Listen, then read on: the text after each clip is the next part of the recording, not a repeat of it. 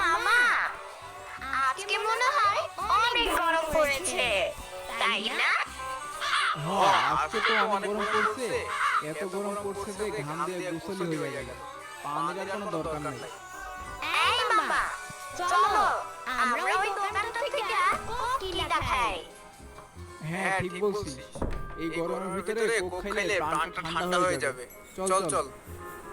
এই মিয়া, দোকানদারি করা বাদ দিয়ে ঘুমাইতেছিস না? আর বললেন না, যে গরম পড়ছে এই গরমে একটু ঠান্ডা বাতাস পাইয়া ঘুমাই গেছিলাম।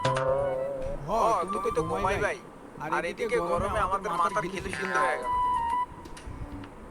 এই মামু, এত কথা না বলে তাড়াতাড়ি একটা কোক আনো তো।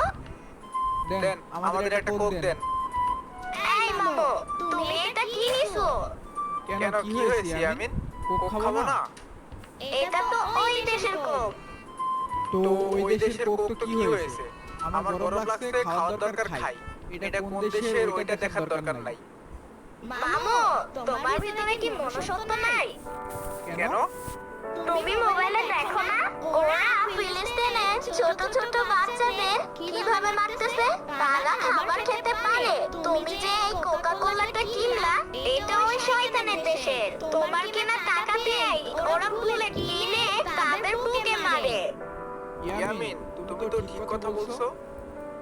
আর তা বাদে তো আমাদের দেশে কত কোক আছে। এই কোক খাওয়ার কোনো দরকারই নেই। দিলাম এটা লাথি মাইরা ফালাই। এই দোকানদার, আমাকে একটা মজো দেন। টাকা দিয়ে কিনা কোকটা ফালাই দিলেন। আমি তো এটা না বুঝে কিনে ফেলছি। এখন থেকে আর কিনবো না। যে কোকে টাকা দিয়ে আমার মুসলমান ভাইদের বন্ধুদের উপরে গুলি চালানো হয়, সেই দেশের কোক আমরা টাকা দিয়ে খাবো না। শুধু কোক না, আমরা অন্য কোনো পণ্য আর কিনবো না কিংবা খাবো না।